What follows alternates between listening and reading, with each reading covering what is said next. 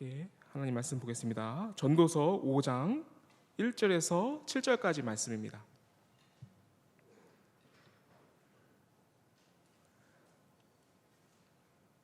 함께 전도서 5장 1절에서 7절까지 말씀, 구약 성경 952페이지쯤에 있는 말씀을 함께 보겠습니다. 전도서 5장 1절에서 7절까지의 말씀을 함께 교독드리겠습니다. 제가 먼저 드리겠습니다. 너는 하나님의 집에 들어갈 때 내 발을 삼갈지어다. 가까이 하여 말씀을 듣는 것이 우매한 자들이 재물 드리는 것보다 나으니 그들은 악을 행하면서도 깨닫지 못함이니라. 너는 하나님 앞에서 함부로 입을 열지 말며 급한 마음으로 말을 내지 말라. 하나님은 하늘에 계시고 너는 땅에 있음이니라. 그런즉 마땅히 말을 적게 할 것이라. 걱정이 많으면 꿈이 생기고 말이 많으면 우매한 자의 소리가 나타나느니라. 내가 하나님께 서원하였거든 갚기를 더디게 하지 말라. 하나님은 우매한 자들 기뻐하지 아니하시니 서원한 것을 갚으라. 서원하고 갚지 아니하는 것보다 서원하지 아니하는 것이 더 나으니 내 입으로는 육체가 범죄하게 하지 말라. 사자 앞에서 내가 서원한 것이 실수라고 말하지 말라. 어찌 하나님께서 내 목소리를 말미암아 진노하사 내 손으로 한 것을 멸하시게 하랴. 함께 드리겠습니다. 꿈이 많으면 헛된 일들이 많아지고 말이 많아도 그러하니 오직 너는 하나님을 경외할지니라. 아멘. 우리가 누군가를 처음 만났을 때는 우리가 처음 만나는 사람의 말을 듣지 않을 가능성이 높습니다. 왜냐하면 그 사람이 우리가 누군지 모르고 그 사람이 신뢰할 만한 사람인지를 우리가 알지 못하는 상황에서는 그 사람의 말을 듣지 않을 가능성이 높습니다. 근데 그 사람이 자꾸 자신에게 와서 무슨 말을 하려고 하는 거예요. 그럴 때 보통 우리는 그 사람에게 누구시죠? 라고 묻습니다. 또한 어떻게 오셨죠? 라고 묻습니다. 어떤 영화에서는 이 질문에 자기가 택시 타고 왔다라고 대답을 하는 장면도 있습니다. 교통수단을 물어본 것이 아니죠. 그 사람이 어떤 신분을, 어떤 자격을, 어떤 이유로 왔는지를 물어봤는데 교통수단이라는 답을 해서 이제 웃음을 자아내는 그런 장면이었습니다.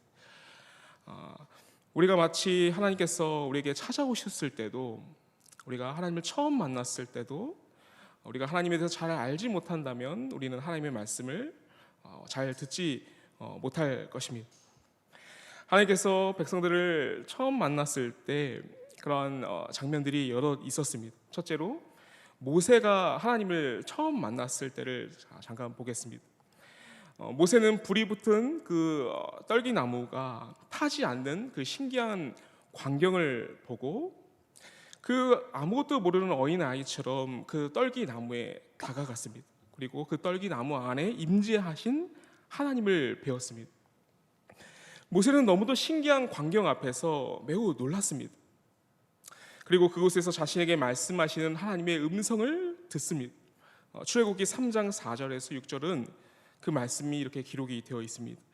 여호와께서 그가 보려고 돌이켜 오는 것을 보신지라 하나님이 떨기나무 가운데서 그를 불러 이르시되 모세야 모세야 하심이 그가 이르되 내가 여기 있나이다.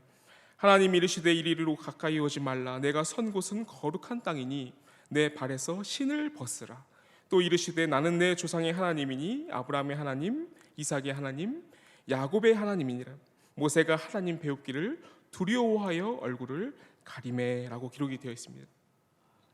모세는 하나님의 말씀을 듣고 하나님이 임재하신 그 땅에서 자신의 발을 삼가고 신을 벗었습니다. 모세가 선 그 땅은 결코 거룩한 땅이 아니었습니다. 그가 선 땅은 신의 광야로서 돌무더기가 있고 황량한 광야일 뿐이었습니다. 그런데 하나님이 그곳에 임재하시자 그곳은 거룩한 땅이 되었습니다. 그곳에서 하나님을 대면한 모세는 하나님의 임재 앞에서 두려워했습니다. 여기서 쓰인 히브리 동사 야레가 그 두려워하는 마음과 경외하는 마음을 드러내는 단어입니다. 모세는 하나님을 두려워하고 경외하는 마음 안에서 하나님의 말씀을 들었습니다. 그렇게 하나님의 말씀을 들은 모세를 향해서 하나님은 그에게 사명을 알려주시고 그를 인도하신 것입니다. 여러분, 이사야는 어떻습니까? 이사야는 성전에서 하나님의 보좌를 목격하였습니다. 이 성전은 솔로몬이 지은 성전으로서 하나님의 집입니다. 하나님은 특별히 이 성전에 자신의 임재를 상징하는 자신의 이름을 그 성전에 두셨죠. 성전은 거룩한 곳이었습니다. 그곳엔 스랍의 찬양이 있었습니다. 그래서 이사야서 6장 4절과 5절에서는 그 성전에서 하나님의 영광을 본 이사야의 반응이 나옵니다. 이같이 화답하는 자의 소리로 말미암아 문지방의 터가 요동하며 성전의 연기가 충만한지라. 그때 내가 말하되 화로다 나여 망하게 되었도다. 나는 입술이 부정한 사람이요 나는 입술이 부정한 백성 중에 거주하면서 만군의 여호와이신 왕을 배웠음이로다 하였더라. 아멘. 이사야는 하나님을 만나는 첫 대면 앞에서 나는 죽었구나라고 절망해버렸습니다. 그런 이사야를 향해 스랍이 가서 숯을 그 입술에 대어 그의 악을 제거하시고 죄를 용서하시는 장면이 이제 이사야 본문에 이어집니다. 이사야도 모세처럼 하나님을 두려워하고 경외하는 마음 안에서 하나님을 배웠고 하나님의 말씀을 이렇게 들은 것입니다. 그런데 이사야는 모세와는 다르게 더욱 구체적으로 자신에 관하여 알았고 하나님을 아는 지식 안에서 우리 행동하는 모습을 볼 수가 있습니다. 또한 이사야는 스스로 자원하여 하나님께 보내달라고 자기를 보내달라고 하였는데 모세와는 다른 모습이죠. 이런 모습들은 이사야가 하나님을 아는 지식으로부터 나온 반응이었습니다. 조금씩 하나님의 백성들이 하나님을 만났을 때 대면하는 그런 반응이 달라지고 있는데 여전히 동일한 것은 하나님을 대면하였을 때 그들은 다 하나님을 경외하는 마음과 하나님을 두려워하는 마음으로 그분의 말씀을 들었다라는 것을 우리가 볼 수가 있습니다. 마지막으로 신약 시대를 살아가는 우리는 어떤가요? 먼저 구약 시대의 성전은 더 이상 성전이 아니게 되었죠. 우리 한 명 한 명이 하나님의 성령이 거하시는 거룩한 성전이 되었고 우리 한 명 한 명 자체가 거룩한 땅 자체가 되었습니다. 그래서 고린도전서 3장 9절과 9절에는 이렇게 기록이 되어 있죠. 우리는 하나님의 동역자들이요 너희는 하나님의 밭이요 하나님의 집이니라 라고 기록이 되어 있습니다.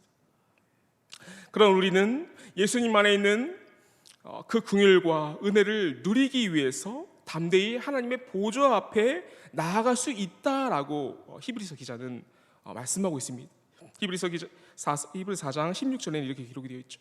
그러므로 우리는 긍휼하심을 받고 때를 따라 돕는 은혜를 얻기 위하여 은혜의 보좌 앞에 담대히 나아갈 것이니라. 아멘. 우리가 이 세 가지 모습을 정리해 보자면 하나님을 만나고 하나님의 말씀을 듣는 사람들의 모습이 조금씩 하나님께서 우리를 위해 이루신 그 구속의 역사 안에서 조금씩 달라짐을 볼 수가 있습니다. 아예 아무것도 모르고 그 거룩한 땅을 침범하여 들어가여 죽을 뻔하였던 그런 모세가 있었죠. 그리고 성전에서 거룩하신 하나님 앞에 있는 자신의 모습을 보고 나는 죽었구나라고 절망한 이사야의 모습도 있습니다. 또한 예수 그리스도 안에서 하나님께 담대히 나아가는 우리 교회가 있습니다.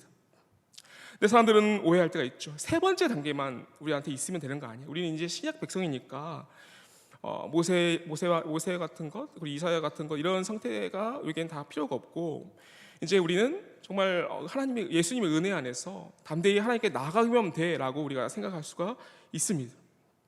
그런데 우리는 이 세 가지 상태, 제가 방금까지 언급하여 드린 이 세 가지 상태가 전부 다 필요합니다. 우리가 성령 안에서 하나님의 말씀을 처음 들었을 때 우리는 모세처럼 너무 신기해하면서 하나님께 나아갑니다. 그때 우리는 신중하지 못합니다. 우리가 예수님 안에서 처음 하나님을 만났을 때 생각해 보십시오. 우리는 마치 아이처럼 하나님께 나아갑니다. 모세처럼 우리가 어떤 상태로 어떤 위험에 빠졌는지도 모르는 채 아이처럼 나아갑니다. 그런데 우리는 실수가 있습니다. 처음에는 우리가 다 하나님과의 관계 안에서 실수가 있죠. 그 실수가 때로는 치명적일 수도 있습니다. 그런데 그런 상태에서 하나님께 나아간다면 죽을 수도 있는 것이죠. 그런데 하나님께서 그런 상태에서 우리를 조금씩 성령 안에서 인도해 주십니다. 그 과정이 너무도 신기하고 감사한 기적과 같은 일들이 우리 안에서 일어나는 것입니다. 그러한 과정이 우리에게 필요합니다. 그러다가 이제 조금씩 알게 되죠.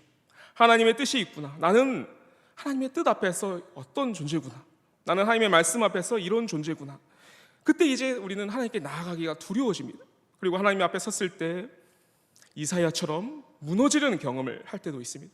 나는 죽을 수밖에 없는 죄인이구나 라고 스스로 자책하고 괴로워하는 마음을 하나님께 드릴 때가 있습니다.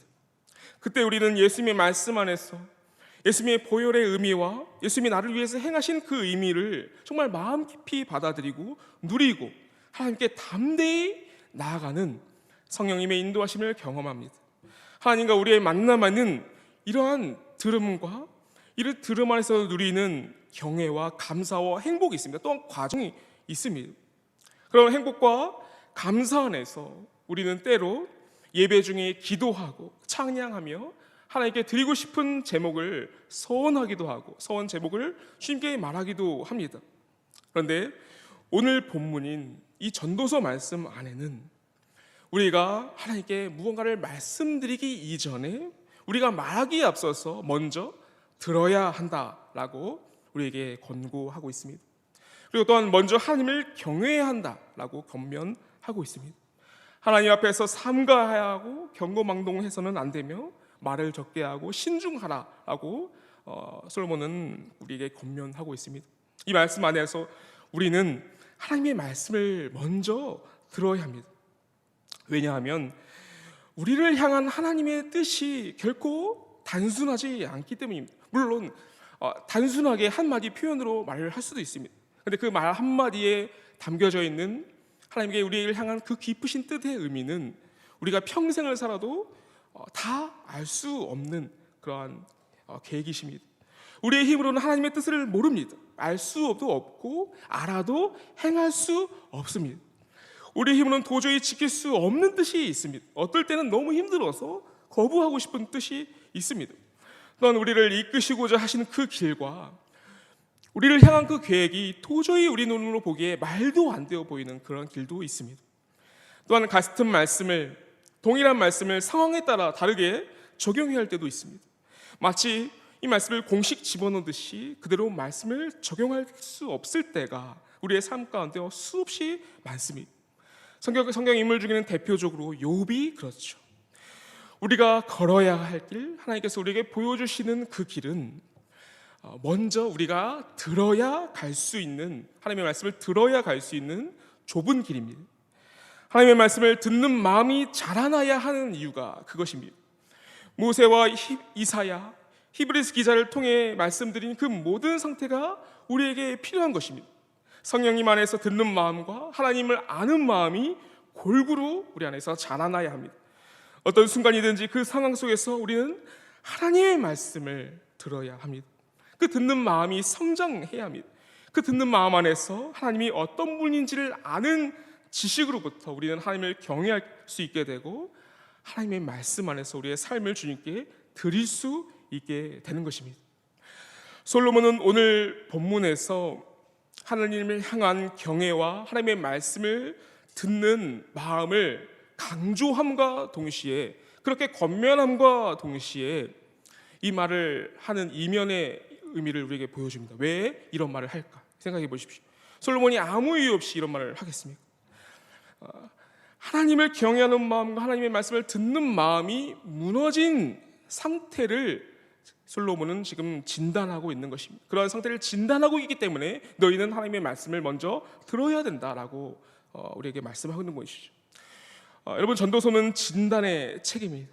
우리가 얼마나 아픈 존재인가, 우리가 얼마나 연약한 존재인가라는 것을 전도서는 여태까지 우리에게 드러냈고, 우리의 상태, 우리가 가진 나됨이 헛됨을 우리에게 말씀하였고, 그리고 사람과 사람 사이의 관계의 무너짐을 전도서 4장은 언급하였습니다. 전도서 4장에는 사람과 사람 사이의 관계에 있어서 학대와 시기와 경쟁하는 마음이 있었고, 더 높아지려고 하는 마음과 그것을 그 마음 안에서 가진 노력을 다하여 결국 왕이 되어도 결국 헛될 뿐이었다라는 것을 기록하고 있습니다. 이렇게 전도서는 우리의 상태, 그리고 우리 서로의 상태에 관하여 진단하고 있고, 이제는 마지막으로 오늘 본문에서는 하나님과의 관계에 관하여 우리에게 진단하는 모습을 보여주고 있는 것입니다. 전도자는 하나님의 임재하신 장소인 성전에서의 죄악을 언급하는 것으로서 하나님과의 관계를 진단하고 있습니다. 그 죄악이란 첫 번째로 더 이상 사람들이 하나님의 임재 앞에서 하나님을 두려워하지 않는다라는 것을 보여주고 있습니다. 둘째는 듣는 것보다 먼저 말하는 것을 좋아하기 시작하였다라는 것을 보여주고 있습니다. 여러분, 그 신의 광야에서마저 하나님의 사람인 모세는 하나님의 임재 앞에서 두려워하며 신발을 벗었습니다. 고대 근동에서 신발을 벗는다는 것은 자신의 신분과 권리를 다 벗어버리고 그 앞에 엎드려서 그분에게 종속된다는 것을 의미합니다. 그만큼 하나님을 두려워하여 행동을 삼가한 모습을 나타내는 모습입니다.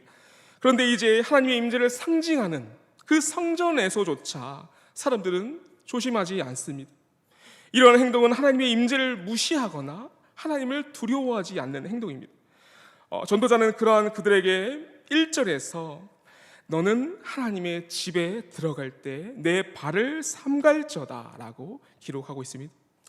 그리고 아무것도 드리지 않으면서 말씀을 듣는 것이 악행과 죄를 지으면서 예물과 제물을 드리는 것보다 낫다라고 말씀하고 있습니다. 여러분, 왜 그럴까요? 성전에 들어갈 때 예물을 드리고 제사를 드릴 때 드리는 자는 반드시 제사장에 통해서 하나님의 말씀을 듣습니다. 그 말씀은 하나님과의 관계 안에서 듣는 것입니다. 하나님의 뜻을 먼저 묻는 것입니다. 이것은 하나님을 경외하고 하나님을 존경하는 행위가 담겨진 행위입니다. 하나님의 말씀을 듣는 것 자체가 하나님을 경외하고 하나님을 존경하는 의미가 있습니다. 근데 본문에서는 그러한 듣는 것이 제물을 드리는 것보다 낫다라고 기록이 되어 있죠.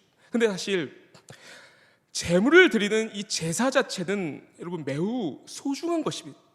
제사 또한 하나님과의 관계를 위해서 하나님께서 백성들에게 주신 것입니다. 기록된 율법 안에는 이 제사절에 관하여 다양한 종류를 설명하고 있고 제사마다 다양한 의미를 가지고 있음을 보여주고 있습니다. 근데 이러한 의미들을 포괄하는 것은 하나님을 향한 바른 관계와 하나님을 향한 전심이다라고 말씀드릴 수 있습니다. 하나님은 자기 백성들에게 이러한 자신을 향한 전심을 위하여 제사를 주셨습니다. 하나님의 백성들은 하나님이 직접 제정하신 그 제사로 하나님께 예배를 드렸고 하나님과 관계를 맺었습니다. 그들은 제사에 드리는 예물로 하나님을 향한 사랑과 감사의 마음을 나타냈습니다. 또한 피로 말미암은 희생 제사들은 구속과 속죄와 용서와 관련이 있습니다. 사실 희생 제사 제도 자체 안으로는 죄를 완전히 제거하거나 하나님께 나오는 사람들을 완전히 온전하게 할 수는 없습니다. 그러나 하나님은 일시적이고 제한적이지만 그 희생 제사를 통하여 백성들의 죄를 용서하셨고 그 죄를 가리셨습니다. 그리고 제사를 통해 죄로 훼손된 백성들과의 관계를 회복하셨습니다. 그리고 제사 의식에 담긴 이러한 의미 안에는 하나님과 우리와의 관계에 필요한 모든 것들이 이 제사 안에 담겨져 있는 것입니다. 그런데 이 제사에 담긴 의미가 세상 종교 또 세상에 나타나는 모습과는 좀 다릅니다. 현대뿐만 아니라 과거의 샤머니즘 또 우리나라의 유교나 고대 근동의 다른 종교에서의 사용되는 제사는 하나님께서 우리에게 주신 이 제사의 의미와는 완전히 달랐습니다. 본질적으로 달랐습니다. 샤머니즘이나 다른 종교에서의 제사는 기본적인 목적은 자신의 것을 드림으로 그 신에게 무언가를 받는 그런 의미가 있습니다. 그들은 종교적 제의로 그들이 섬기는 신들에게 제사를 드렸고 신에게 자신들이 준 만큼 달라 이렇게 요구를 하였습니다. 그런데 문제는 백성들이 하나님과의 관계가 무너질 때 하나님의 백성들이 드리는 제사가 이런 우상에게 드리는 이방 종교와 같은 그런 형식적이고 기복적인 종교적인 제의가 되었다라는 것입니다. 하나님과의 관계와 하나님과의 향한 마음이 무너지자 하나님께 드리는 제사가 곧 다른 이방 종교에게 드리는 제사를 따라갔다라고 말씀드릴 수 있습니다. 이사야도 이와 같은 말씀을 기록한 적이 있습니다. 이사야서 1장 11절에 이렇게 기록되어 있죠. 여호와께서 말씀하시되 너희의 무수한 재물이 내게 무엇이 유익하냐? 나는 순양의 번제와 살진 짐승의 기름에 배불렀고 나는 숫송아지나 어린 양이나 순염소의 피를 기뻐하지 아니하니라. 너희가 내 앞에 보이러 오니 이것을 누가 너희에게 요구하였느냐? 내 마당만 밟을 뿐이니라. 하나님이 자기 백성에게 드리라고 명령한 제사는 이러한 제사가 아니었습니다. 하나님은 그들에게 감사제와 화목제와 속죄제를 주셨습니다. 하나님은 무언가 보이고 바치라는 목적이 아니라 하나님을 향한 마음과 그 예배를 제사를 통해 드리도록 하였고 하나님과의 관계를 회복하는 데 있어서 사용하시려고 이 제사를 주셨습니다.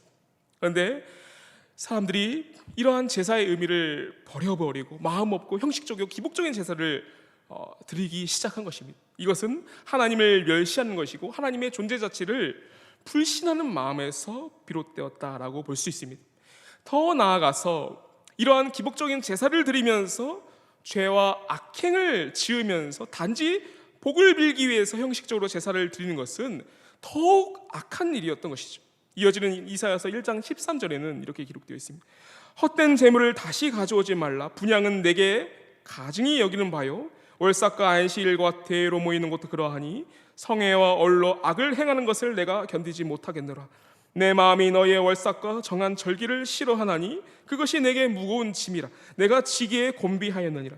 너희가 손을 펼 때 내가 내 눈을 너희에게서 가리고 너희가 많이 기도할지라도 내가 듣지 아니하리니 이는 너희의 손에 피가 가득함이라. 여러분, 이것이 하나님과 관계없이 드려지는 제사였습니다. 이러한 예물을 드릴 바에야 차라리 아무것도 드리지 않고 말씀을 듣는 것이 더 낫다라고 전도자는 말씀하고 있는 것입니다. 여러분, 그들이 드린 제사 행위가 만약 속죄제였다고 생각해 보십시오. 속죄를 위한 제사를 드릴 때 제사 드리는 사람은 제물의 머리 위에 안수합니다. 그 순간 그 사람의 죄가 짐승에게 전가되죠. 그리고 그 짐승을 잡으면 그 짐승이 그 사람을 대신하여 그가 받아야 할 죽음의 형벌을 받습니다. 그처럼 제물의 죽음으로 자신의 죄가 속함받는 것을 그 눈앞에서 확인하면서 제사를 드렸습니다. 사실 두렵고 떨릴 수밖에 없는 의식인 것입니다. 그런데 그 모든 의식을 그저 형식으로만 드린 것이라면 여러분, 하나님을 완전히 없는 것처럼 생각하는 그러한 죄를 그 자리에서, 속죄제를 드리는 자리에서 또 동일하게 짓는 것입니다. 여러분, 우리는 어떤가요? 우리는 이제 제물을 드리지 않습니다. 또한 제물 드리는 장소인 성전도 없습니다.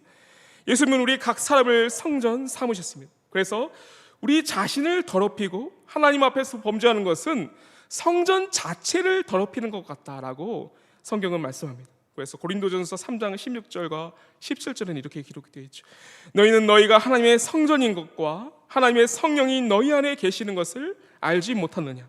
누구든지 하나님의 성전을 더럽히면 하나님이 그 사람을 멸하시리라.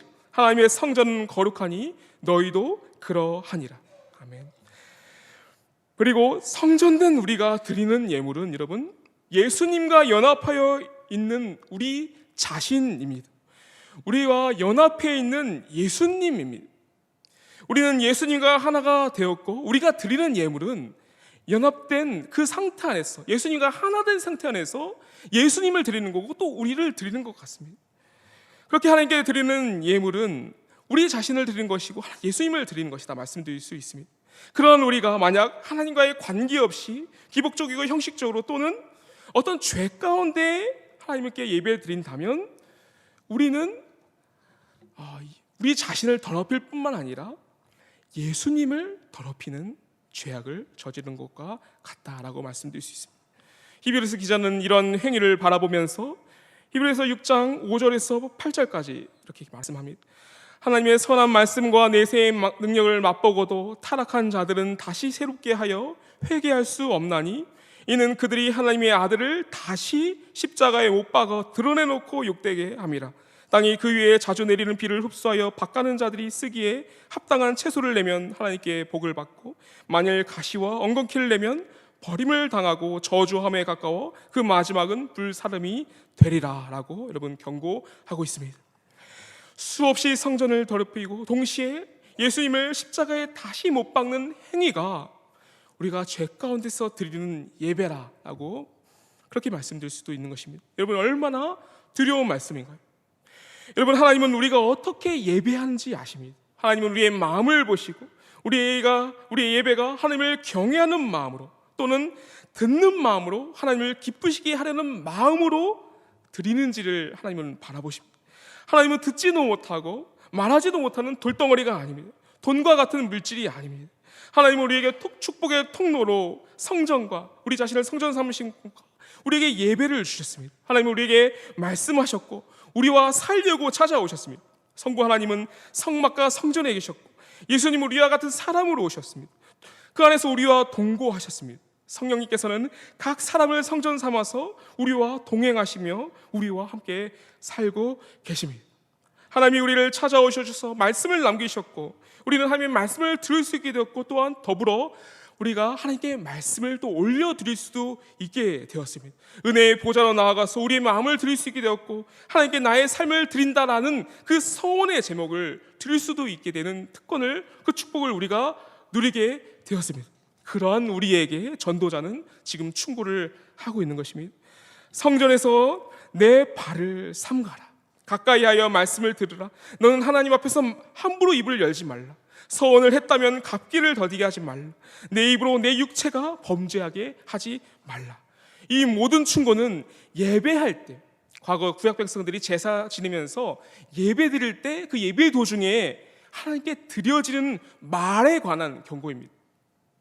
이 말에 관한 경고를 하면서 이 전도자는 우리에게 먼저 하나님의 말씀을 듣고 그 말씀 안에서 하나님께 말을 하라라고 우리에게 권면하고 있는 것입니다. 그리고 또한 이 말에 관한 문제는 근본적으로 하나님을 경외하는 문제, 하나님을 내가 정말 신앙하는 건가라는 그 문제와 연결되어 있기 때문에 전도자는 7절에서 하나님을 경외하라라는 그 권면을 우리에게 주고 있는 것입니다. 하나님의 말씀을 듣는 것과 하나님을 경외하는 것은 연결되고 서로 분리될 수가 없는 것입니다. 그러므로 여러분, 하나님을 경외하는 마음으로 먼저 말씀을 들으십시오. 하나님의 뜻과 의지와 감정과 마음을 들으십시오. 말씀을 먼저 듣지 않는 것은 하나님의 뜻이 아닌 자기 뜻대로 하겠다는 것입니다. 하나님이 우리에게 원하시는 것이 무엇입니까? 여러분, 하나님을 사랑하고 이웃을 사랑하라는 것입니다. 여러분, 이 말씀보다 큰 지식과 지혜는 없습니다. 이것보다 우리의 삶에 이룰 수 있는 최고의 가치가 없습니다. 예수님을 보십시오. 예수님이 무엇 때문에 죽으셨습니까? 하나님과 우리의 관계와 우리 서로의 관계 때문에 죽으셨습니다.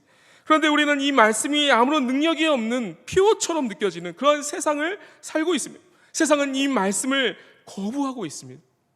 하나님이 우리를 향해 가지신 그 놀라운 뜻이 이루어지지 않는 것처럼 보이는 세상을 우리가 살고 있습니다. 그러나 하나님께서 우리에게 이루시고자 하시는 뜻은 하나님께서 지금도 동일하게 여전히 우리 안에서 이루고 계십니다. 그 열정이 너무도 크시고 그 뜻이 너무도 높으시기 때문에 예수님이 우리에게 오신 것입니다.